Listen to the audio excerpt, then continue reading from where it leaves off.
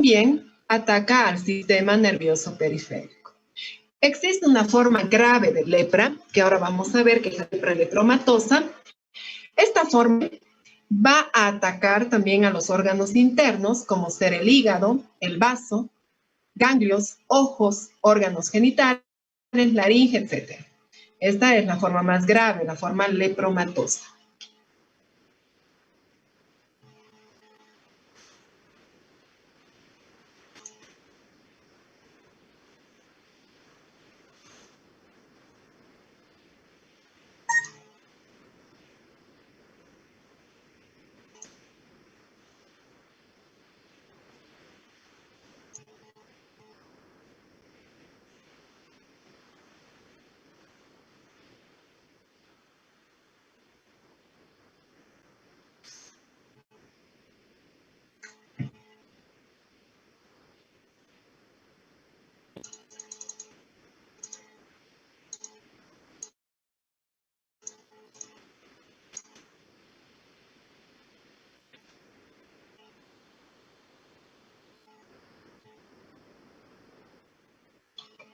Aquí vemos el bacilo.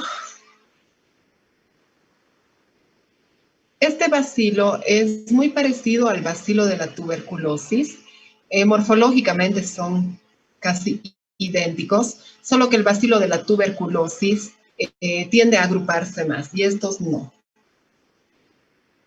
Estos bacilos son ácido-alcohol resistentes, es decir, tienen esta característica en la tinción, son ácido-alcohol resistentes. Entonces, el Mycobacterium leprae es un bacilo intracelular obligatorio, no se ha cultivado hasta ahora y tiene esa tinción ácido-alcohol resistente. Se divide cada 2 semanas en promedio, es la única bacteria que se aloja en el sistema nervioso periférico y que puede provocar un daño en este sistema nervioso. Los reservorios son los seres humanos. El modo de transmisión va a ser a través de las microgotas de la nariz y de la boca. El periodo de incubación es largo. Dijimos que puede durar entre 1 año hasta 10 años. Para la lepra tuberculoide, que sería la más benigna, digámoslo así, de las lepras, el tiempo de incubación promedio es de 4 años. Y para la lepra lepromatosa, que sería la forma más grave, el promedio es un tiempo de incubación de 8 años.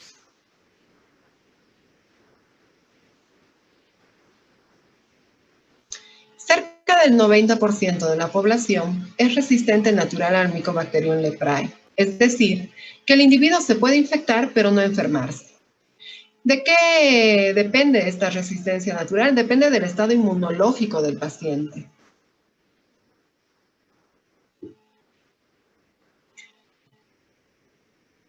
Los factores de riesgo son sobre todo aquellos que vayan a disminuir las defensas del huésped, ¿no? También la desnutrición, el hacinamiento y lo que acabo de decir, la deficiencia inmunológica de la persona.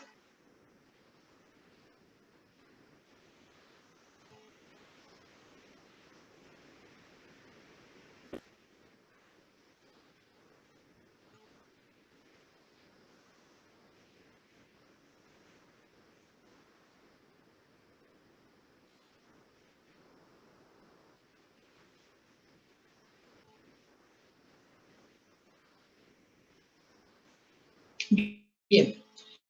¿Cómo se afecta o qué alteraciones vamos a ver en el sistema nervioso, en la lepra? Vamos a ver trastornos de la sensibilidad, es decir, anestesia o hipoestesia térmica, dolorosa y táctil. Vamos a encontrar síntomas subjetivos como adormecimiento, hormigueos, dolores, sensaciones de frío o de calor. Trastornos, ulceraciones, ampollas, mutilaciones de las falanges, y también la palpación del nervio puede resultar dolorosa.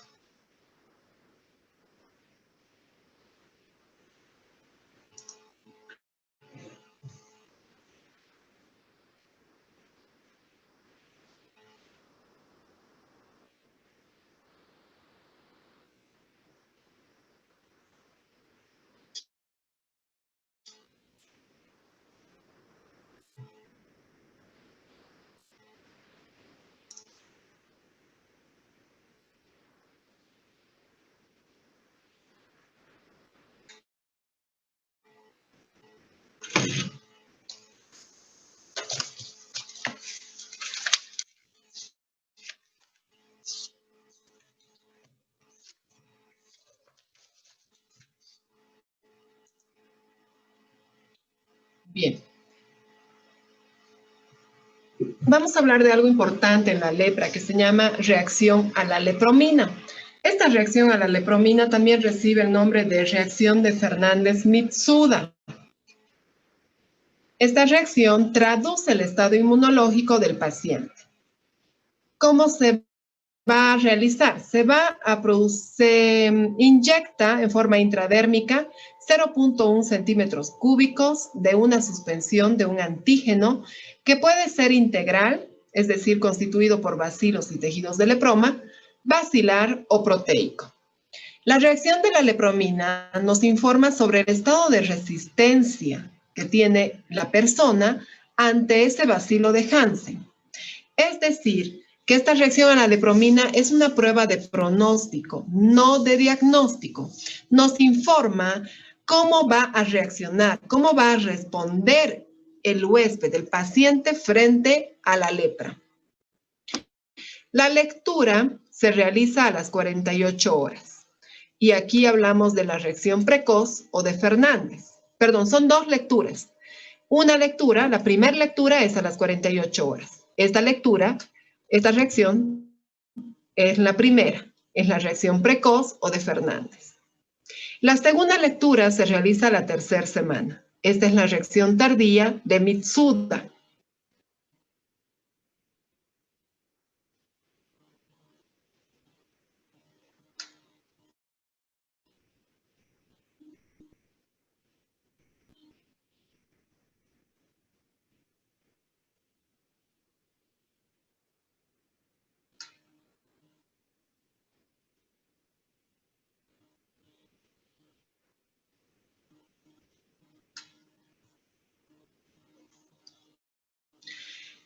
Repito para que se entienda bien, la reacción de la lepromina o Fernández-Mitsuda es una reacción de pronóstico. Nos va a informar el estado de resistencia que va a tener el huésped, el enfermo, frente a la lepra. En la reacción a la lepromina dijimos que se inyecta 0.1 centímetros cúbicos de la suspensión del antígeno. Se lee la primera lectura a las 48 horas y la segunda a las 3 semanas. Si a las 48 horas encontramos un halo eritematoso, aquí estamos viendo el halo eritematoso, fíjense esta mácula eritematosa, este eritema. Encontramos un halo eritematoso mayor de 5 milímetros, es la reacción precoz de Fernández. A las 3 semanas dijimos que es la segunda lectura. A los 21 días encontramos una reacción tardía de Mitsuda. La reacción tardía de Mitsuda va a ser positiva si se forma un nódulo mayor de 3 milímetros que puede ulcerarse.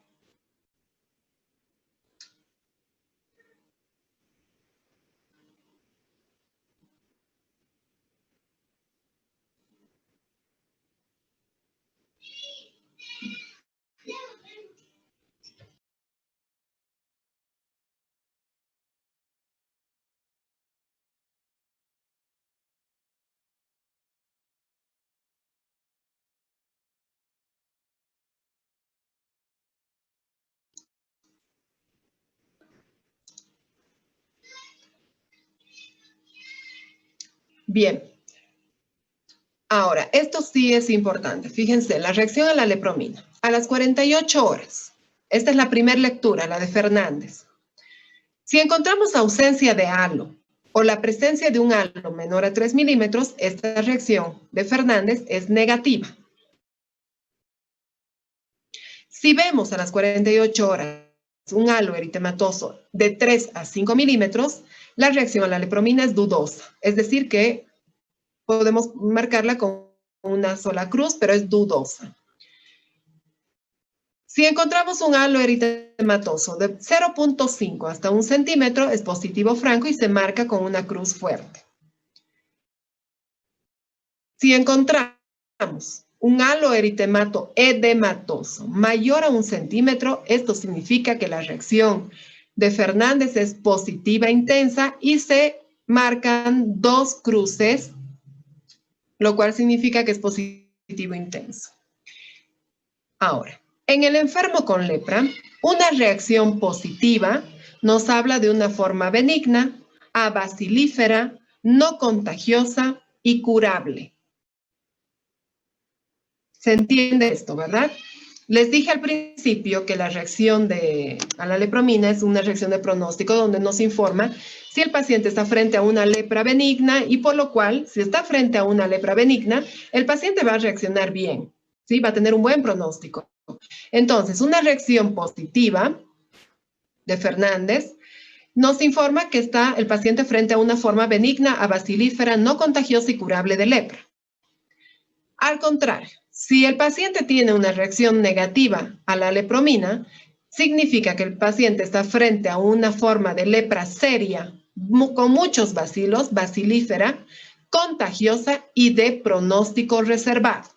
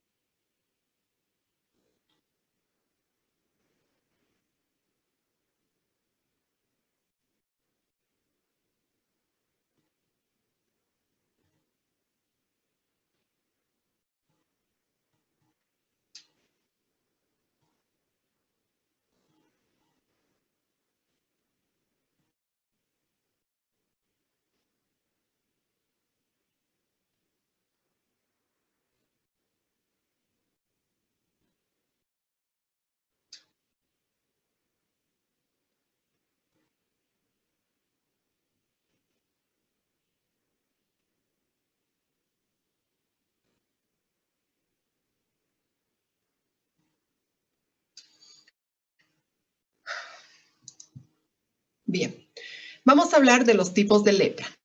La lepra se divide en 4 formas clínicas de acuerdo a los signos clínicos que presentan los pacientes. Tenemos el grupo indeterminado, el grupo lepromatoso, que es la forma más seria de lepra, el grupo tuberculoide, el grupo dimorfo o borderline. Y dentro del dimorfo o borderline tenemos el borderline lepromatoso, el borderline y el borderline tuberculoide.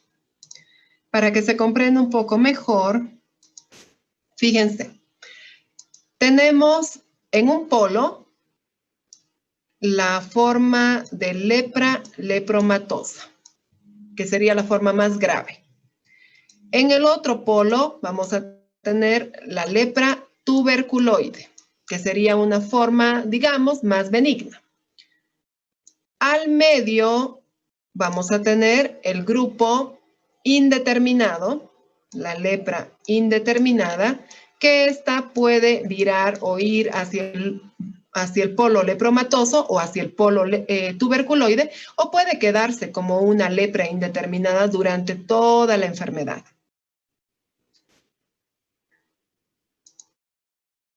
También al medio tenemos una forma que es la forma borderline. Espérenme un ratito.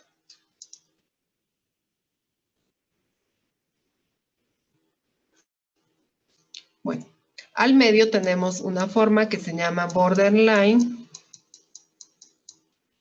la dimorfo al medio, y puede tener rasgos de la forma lepromatosa, y en este caso se va a llamar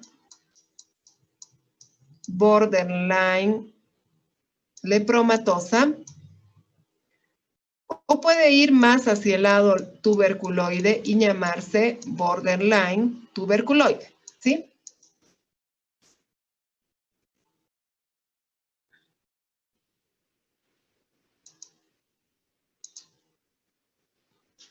Vamos a ver cada una de estas.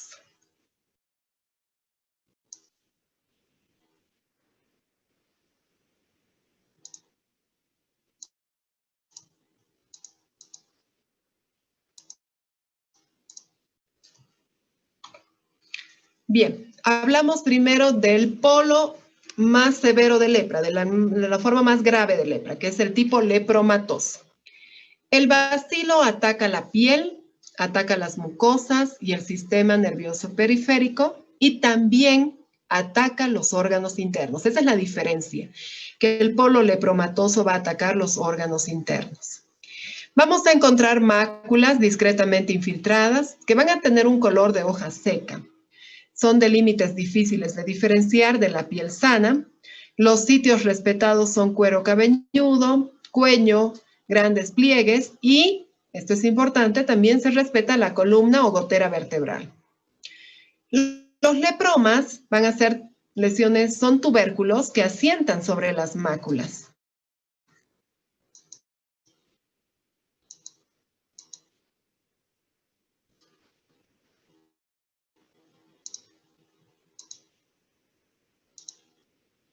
Todos con sus cámaras, por favor.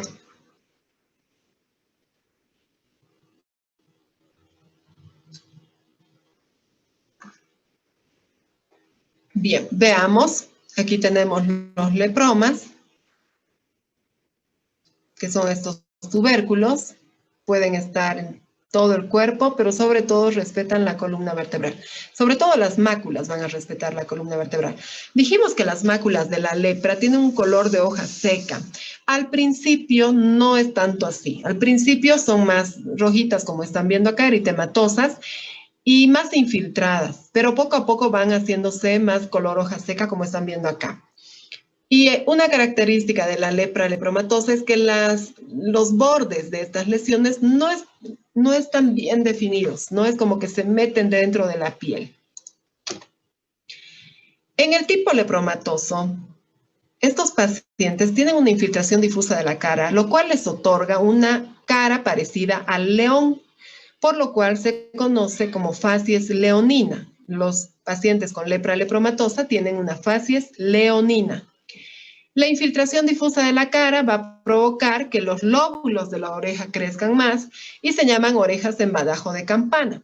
También va a haber una exageración de los surcos normales, es decir, de los surcos nasogenianos, de los surcos supraciliares, la aparición de abundantes lepromas en la cara, que son los tubérculos, la alopecia, esto lo saben todos, alopecia de la cola de las cejas y de las pestañas, y el enrojecimiento de los ojos, que se conoce como queratitis. Todo esto va a dar lugar a la facies leonina.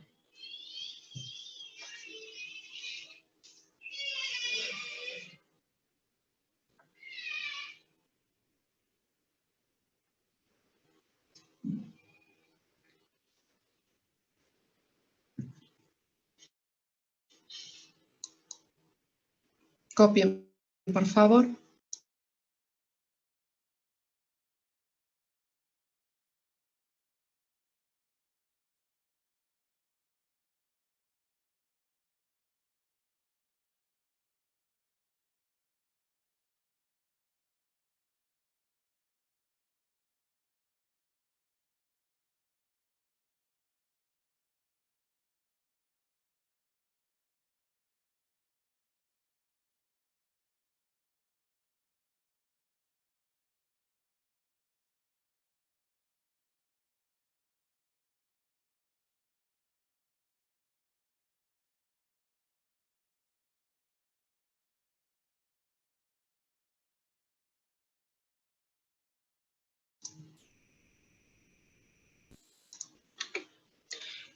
Vean, Bonina, aquí se ve bastante bien en esta imagen.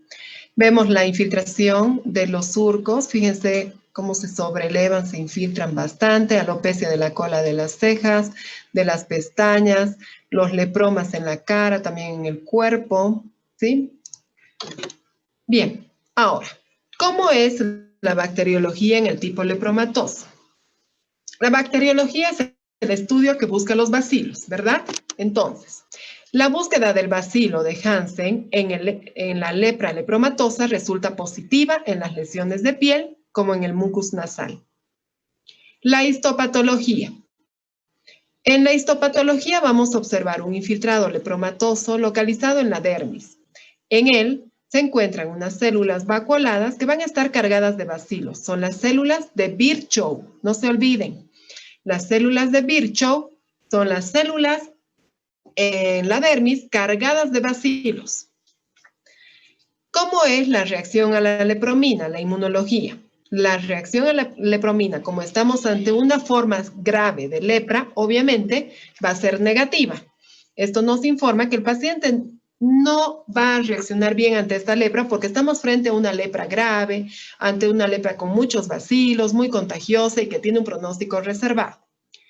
¿Cómo es el laboratorio? Bueno, aquí se puede encontrar un poco de anemia, hipoalbuminemia e hipocolesterolemia, lo cual no es constante. Lo importante aquí es la bacteriología, la histología y la reacción a la lepromina.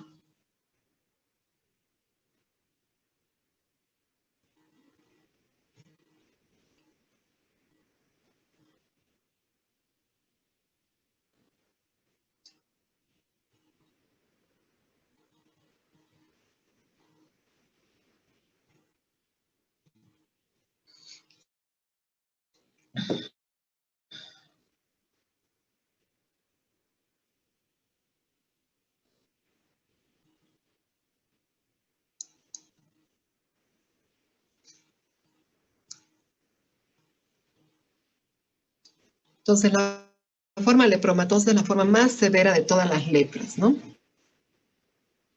Se caracteriza porque el bacilo ataca la piel, ataca las mucosas, el sistema nervioso periférico y es la única forma de la lepra que ataca los órganos internos.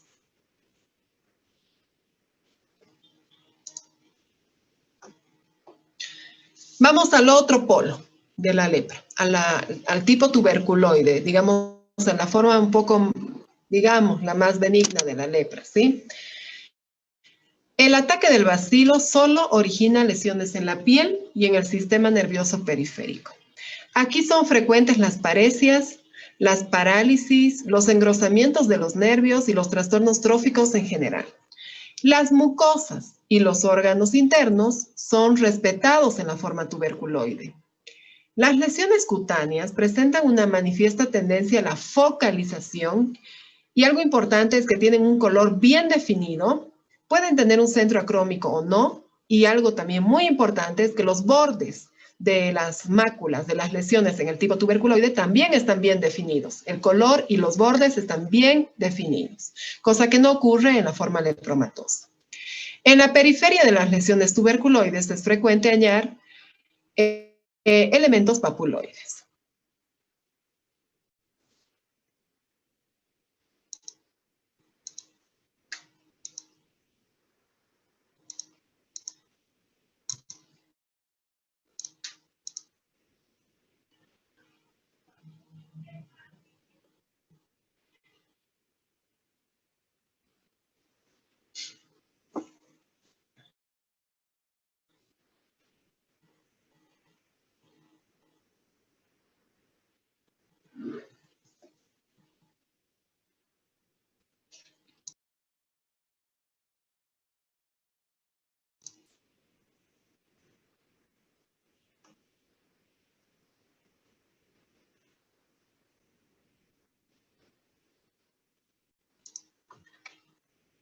Bien, en el tipo tuberculoide también encontramos variedades, que solo las voy a mencionar porque es más para la especialidad.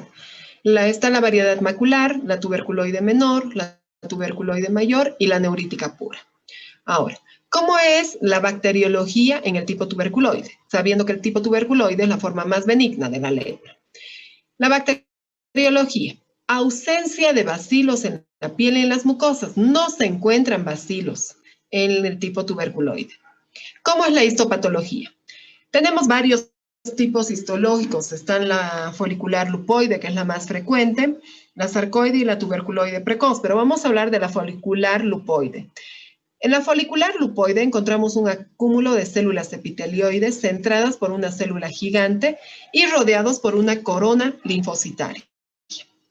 Esto es típico del tipo tuberculoide. Y en la inmunología, la reacción a la lepromina, ¿cómo sería esta reacción a la lepromina? Si estamos frente a una lepra benigna, el paciente reacciona bien frente a esta lepra, va a tener un buen pronóstico, entonces la reacción a la lepromina va a ser positiva intensa, con 2 cruces.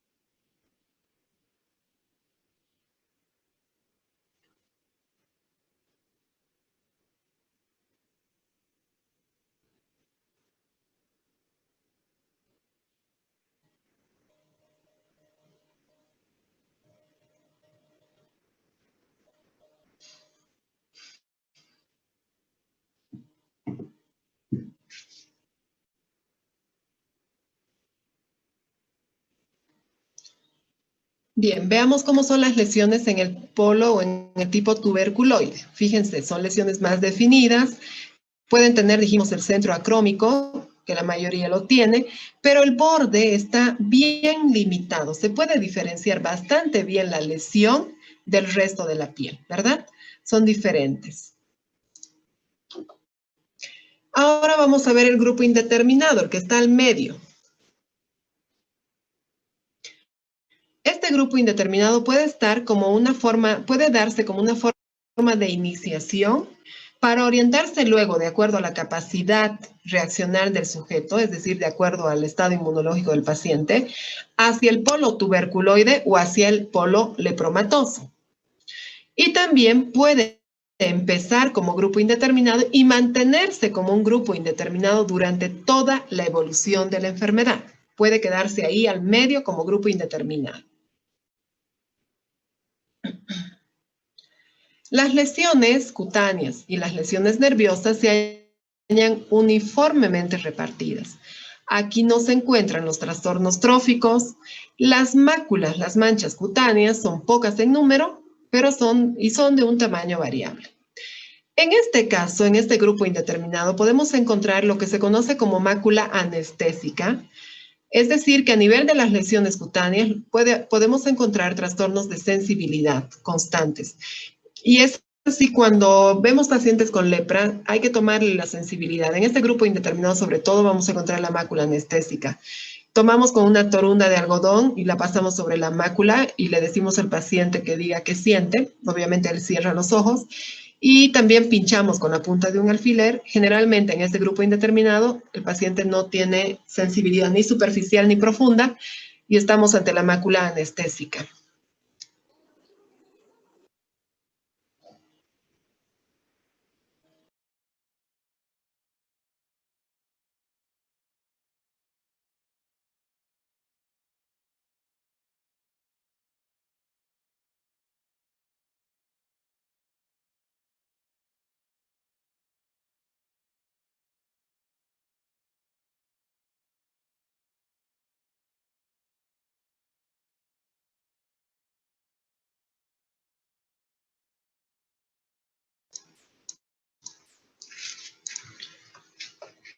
Bien, vean, son máculas diferentes, algunas hipocrómicas, pocas en número, pueden ser pequeñas o grandes y son anestésicas la mayoría. En el grupo indeterminado está al medio, ¿verdad? Es un grupo que está al medio y no sabe si va a ir hacia uno u otro polo. Entonces, vean cómo va a ser la baciloscopía. La investigación del bacilo de Hansen puede ser, en este grupo, puede ser positivo o negativo. La histopatología es incaracterística. No se encuentra nada propio de este grupo. La inmunología, la reacción a la lepromina también puede ser positiva, débil o negativa. Entonces, es realmente un grupo indeterminado que no sabe si va a ir hacia el polo lepromatoso o tuberculoide. Por eso también esto puede ser positivo o negativo.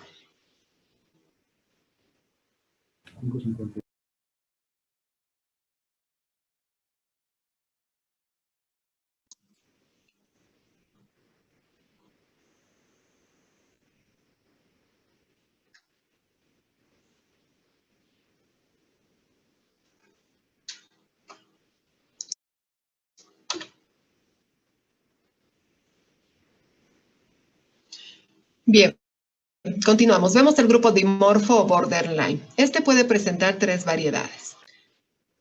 En primer lugar está la macular. Vemos lesiones cutáneas que tienen un color ferruginoso castaño o un color de hoja seca.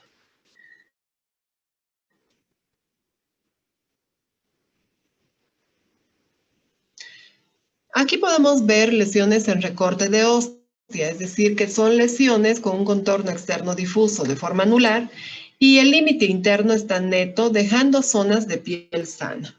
Esa es la lesión en recorte de hostia. Esta forma, este grupo dimorfo o borderline, se llama también forma dimorfa lepromatosa. Esta forma macular se llama también dimorfa lepromatosa. Estamos dentro del grupo dimorfo. Vemos la forma macular, esta forma macular recibe el nombre también de dimorfa lepromatosa. Es por eso que estamos viendo lesiones en hoja seca, ¿no? Que se asemejan a la forma lepromatosa.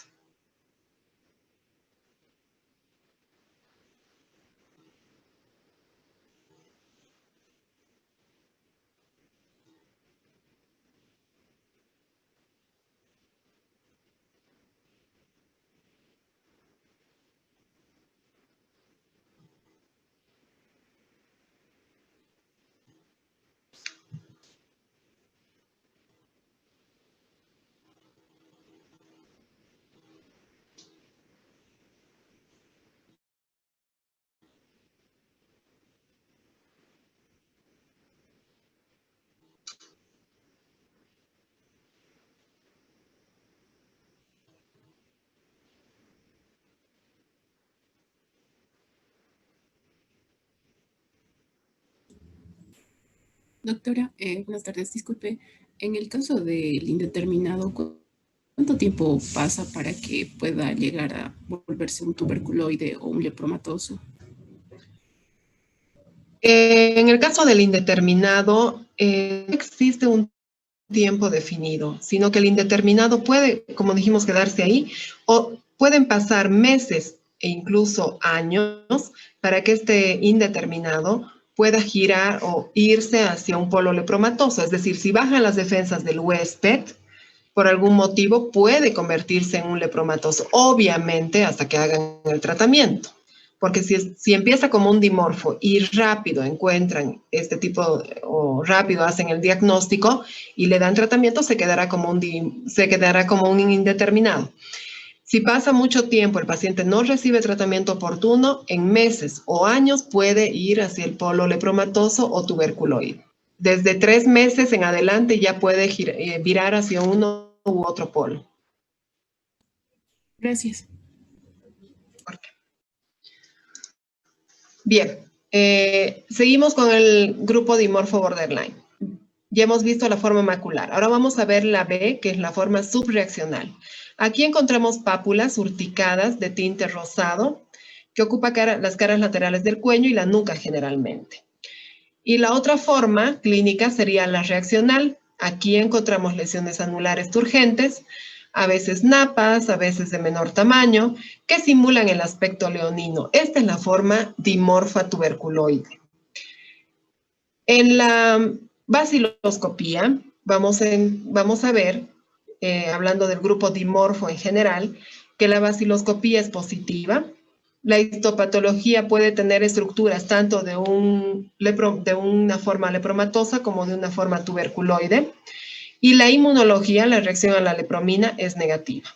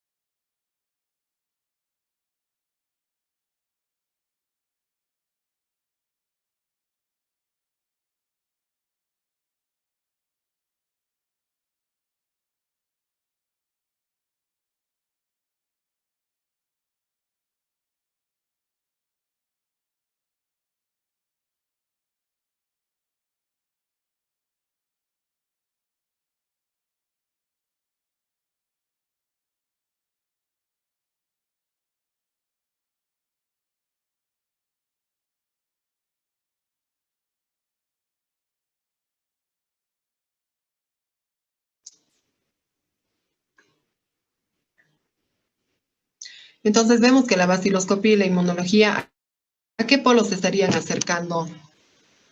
A ver, Evelyn Carpio, dígame, ¿a qué polos se estaría acercando si tenemos una baciloscopía positiva y una inmunología negativa?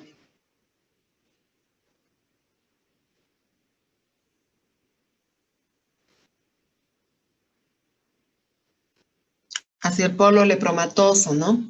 Baciloscopía positiva nos dice que hay bacilos. Inmunología, la reacción a la lepromina negativa nos dice que el paciente va a reaccionar mal frente a ese tipo de lepra. Aquí tenemos la borderline lepromatosa con recorte de hostia. Fíjense que deja piel sana. Aquí tenemos la subreaccional y no tenemos la otra. No tenemos la reaccional. Ahora, vamos a hablar de los episodios reaccionales que hay dentro de la lepra en general, episodios reaccionales. ¿Qué son los episodios reaccionales? Son fenómenos de orden local o general que aparecen en el cuadro crónico de una lepra, es decir, en un paciente que no se ha tratado en forma oportuna, pacientes que ya tengan lepra durante mucho tiempo, años. En estos pacientes podemos ver los episodios reaccionales. La reacción leprosa se observa entre un 10 a un 40% de todos los enfermos y tiene en todos los casos un origen inmunológico. Los episodios reaccionales en la lepra se producen por una modificación de la inmunidad mediada por células o tipo 1 o por la participación de la inmunidad humoral o tipo 2. Entonces aquí juega un rol muy importante también el estado inmunológico del paciente.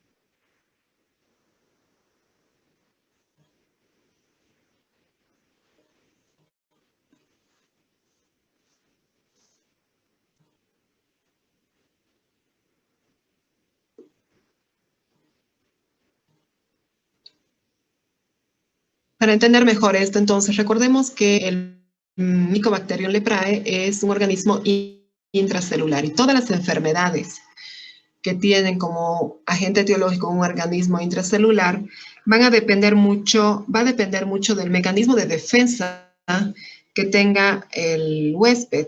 Y esto depende de la inmunidad mediada por células, es decir, depende de los linfocitos T. ¿Terminaron de copiar? Sí, ¿no?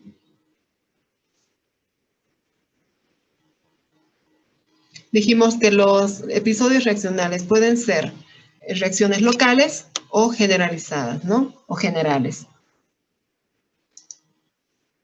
Bien, estos episodios reaccionales pueden darse. El tipo 1, por deterioro de este mecanismo defensivo, es decir, una lepromatización aguda, la lepra tuberculoide en reacción, la lepra dimorfa en reacción. También puede darse por un estímulo de la inmunidad celular, como la reacción reversal. Y si aquí vemos la del tipo 2, es decir, por la participación de la inmunidad humoral, podemos encontrar 3 tipos de episodios reaccionales y de estos vamos a hablar que son los más frecuentes, del tipo 2. El eritema nodoso leproso, el eritema polimorfo y el fenómeno de Lucio. De estos 3 vamos a hablar.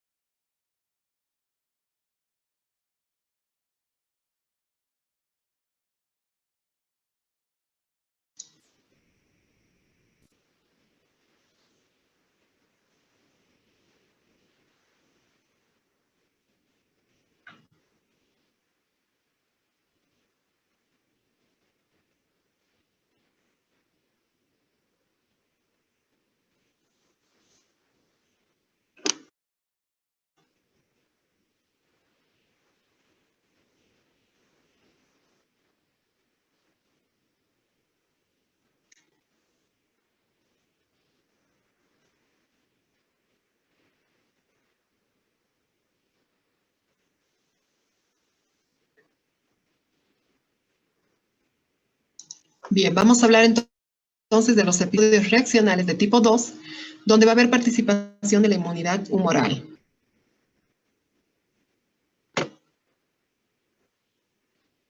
Esto es lo que acabamos de hablar. Bien, empecemos hablando del eritema nodoso leproso. La evolución de este episodio reaccional es aguda, puede ser subaguda y recidivante.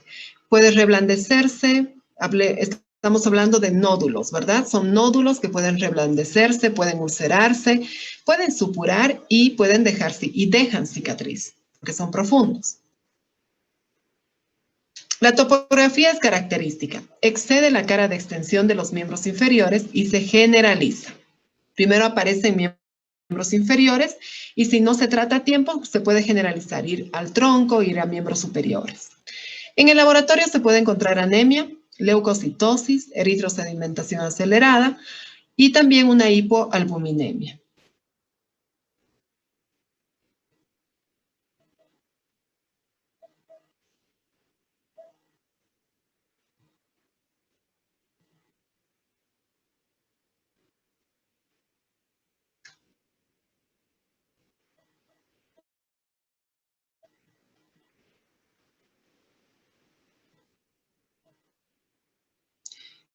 Cuando se observa en el laboratorio un aumento de la eritrosedimentación acelerada y también de la alfa-2 globulina, esto nos está avisando de que va a haber un brote mayor de este eritema nodoso.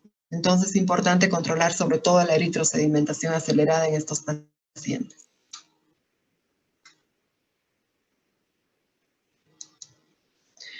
Los nódulos son lesiones que se palpan. Se pueden ver a veces algo sobrelevados. Fíjense, estos son los nódulos, pero si ustedes lo palpan van a ver la profundidad de los nódulos, van a palpar esa profundidad. Dijimos que en el eritema nodoso leproso primero aparecen miembros inferiores y que luego se van a generalizar. Otro episodio reaccional es el eritema polimorfo. Este se asocia generalmente al anterior, al eritema nodoso leproso. Y no hay mucha diferencia del eritema polimorfo que se da por fármacos, por ejemplo. Entonces, en el eritema polimorfo vamos a encontrar lesiones en diana, es decir, con un borde eritematoso y el centro un poco más oscuro. Otro episodio reaccional es el fenómeno de Lucio. Este comienza con máculas eritematosas que luego se hacen purpúricas. El centro se necrosa y luego se ulcera. Esto va a dejar cicatrices. El paciente en general puede tener fiebre, decaimiento general y poliartralgias.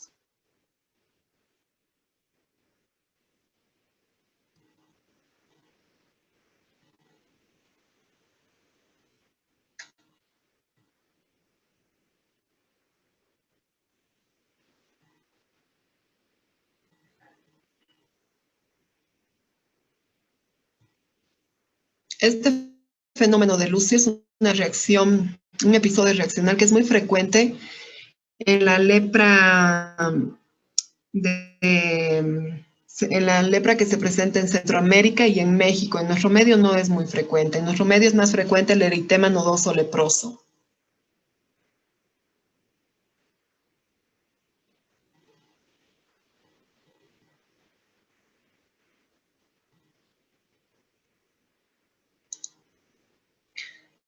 Veamos entonces, este es el fenómeno de Lucio. Dijimos que primero vamos a ver máculas eritematosas, luego se hacen purpúricas, luego se necrosan, se ulceran y obviamente van a dejar cicatrices muy importantes como estamos viendo acá.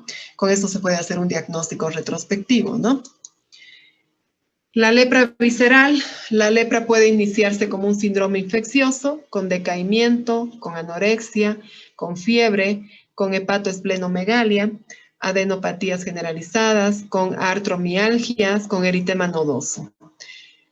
Este tipo de lepra visceral solamente lo vamos a ver en la lepra más grave, que es la lepra lepromatosa.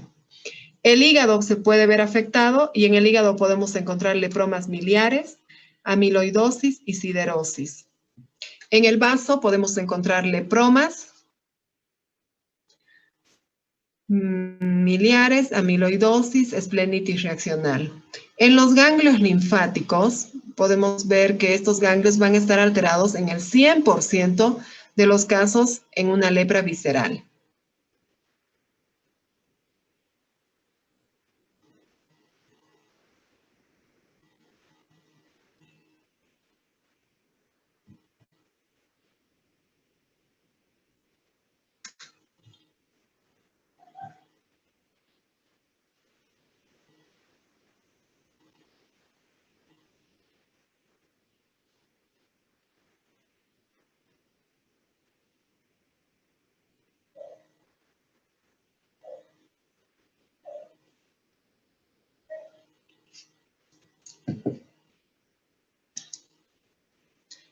Bien, ahora vamos a ver el estudio bacteriológico. ¿Cómo se hace la clasificación bacteriológica?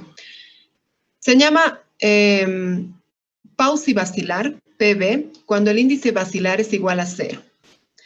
Y se llama multibacilar cuando el índice bacilar es mayor a 0. O sea, basta que se encuentre un bacilo, ya se llama multibacilar.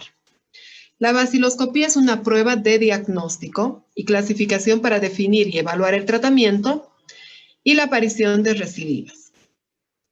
Si la baciloscopía es negativa, no descarta el diagnóstico de lepra. En este caso, se debe realizar una biopsia de piel. Recordemos que en la lepra tuberculoide no hay bacilos, pero como dice acá, si la baciloscopía es negativa, no nos está descartando una lepra. Hay que ver, hay que hacer una biopsia de las lesiones para determinar si existe ese infiltrado de la forma tuberculoide, ¿no? Bien, ¿cómo se hace la baciloscopía para la lepra? La solicitud del examen debe acompañarse del esquema corporal donde el médico va a señalar los sitios de toma de muestra, ¿sí? Tenemos un esquema y el médico va a marcar de qué sitios queremos la muestra para la persona que lo vaya a realizar.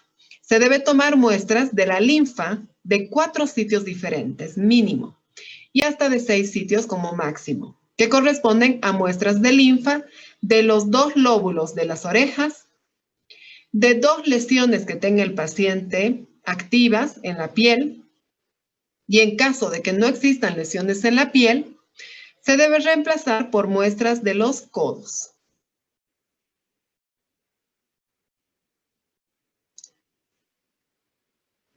Repito, ¿de dónde se sacan las muestras? De los lóbulos de las orejas. Si existen máculas o lepromas, se sacan muestras de las lesiones de la piel. Y si no hay lesiones en la piel, se sacan de los codos, de la linfa. Para obtener una buena muestra de líquido intersticial, es decir, de linfa, es indispensable dejar completamente exangüe, es decir, libre de sangre, el sitio donde se va a tomar la muestra. Para esto, vamos a emplear una pinza, la pinza de Kelly, para presionar. Fíjense cómo se está presionando aquí. Se presiona para poder sacar la linfa. Para lograr una mejor isquemia, se puede frotar el sitio utilizando un escobiñón, siempre en una misma dirección, hasta que la zona esté completamente pálida, garantizando la ausencia de sangre en la muestra para facilitar la lectura. Entonces, este sitio, aquí solo necesitamos la linfa, por eso vamos a presionar para provocar esa isquemia.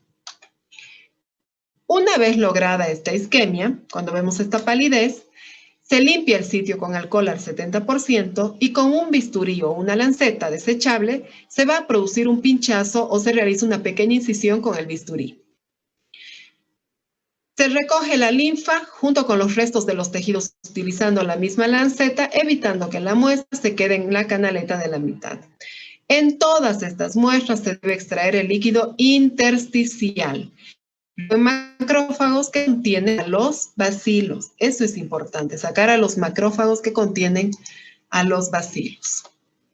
El paciente clasificado como multibacilar debe tener un examen de baciloscopía de control semestral cada 6 meses durante el tiempo que dure el tratamiento y al finalizar el mismo para poder sacarlo a vigilancia. Entonces, los controles de estos pacientes van a ser en forma semestral, cada 6 meses.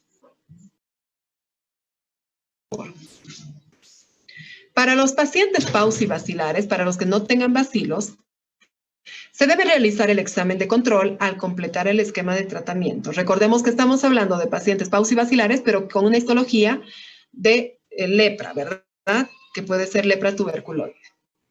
Decía, se debe realizar el examen de control al completar el esquema de tratamiento. Durante la vigilancia post-tratamiento de los pacientes multivacilares, se recomienda realizar un examen de baciloscopía cada año durante 5 años y cuando se observen nuevas lesiones. Entonces, debe hacer controles con nuevas baciloscopías anuales durante 5 años, sobre todo en los multivacilares.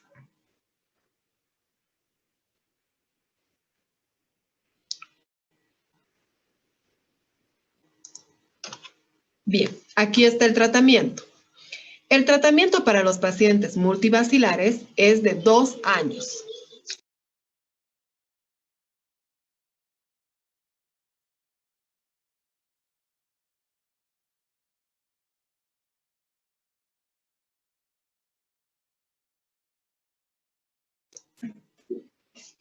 Para los pacientes multivacilares, dijimos que el tratamiento va a ser de 2 años. El paciente va a tomar en forma mensual rifampicina, 600 miligramos una vez al mes, clofazimina, 300 miligramos una vez al mes, y va a tomar en forma diaria clofazimina, 50 miligramos por día, y dapsona, 100 miligramos por día. Para los pacientes paucivacilares, el paciente va a tomar en forma mensual rifampicina, 600 miligramos una vez al mes, dapsona, 100 miligramos, dapsona en forma diaria, 100 miligramos por día, durante 6 meses para los pacientes.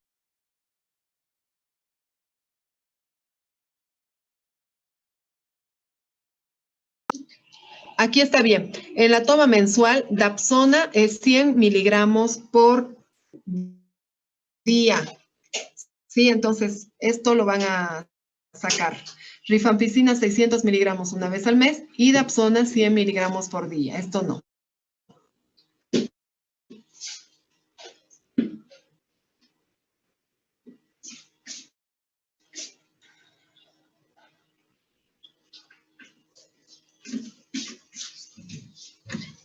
Como verán, la rifampicina es la droga que tiene la mayor acción bactericida contra el Mycobacterium leprae, la rifampicina.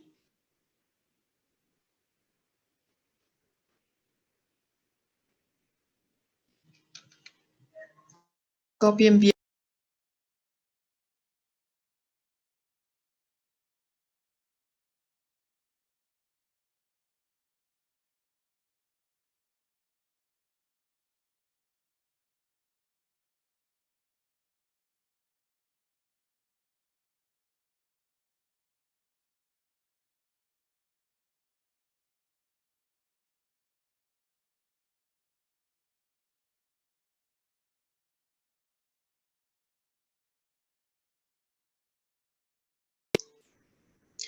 Bien, creo que ya con eso terminamos. Sí.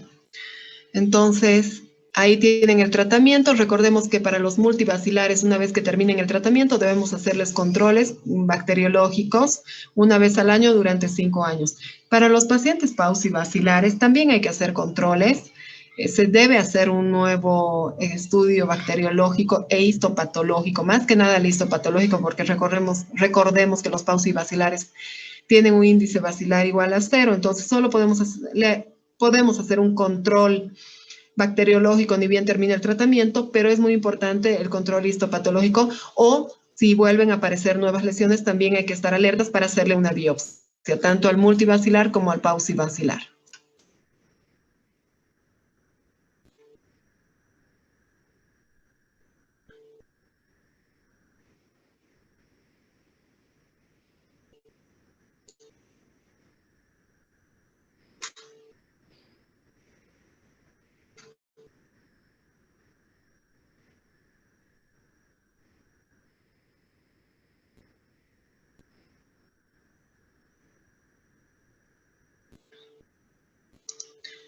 Yo les he puesto aquí el tiempo promedio de tratamiento, pero el tratamiento para los multivacilares puede ser de 2 hasta 3 años. Y para los paucivacilares puede ser desde 6 hasta 9 meses, ¿sí? Pero el tiempo correcto, promedio, siempre es este. 2 años para los multivacilares y 6 meses para los paucivacilares.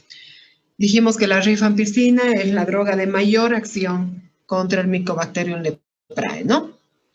Bien, esto es todo. Sí, no sé si tienen alguna pregunta. Es una enfermedad que ya no se ve mucho porque se hace diagnóstico oportuno, se hace tratamiento, pero el problema está cuando no hacen tratamiento oportuno y ya empiezan los episodios reaccionales, ¿no? Bien, ¿ninguna pregunta? Bueno, con eso hemos terminado hoy porque el tema es largo.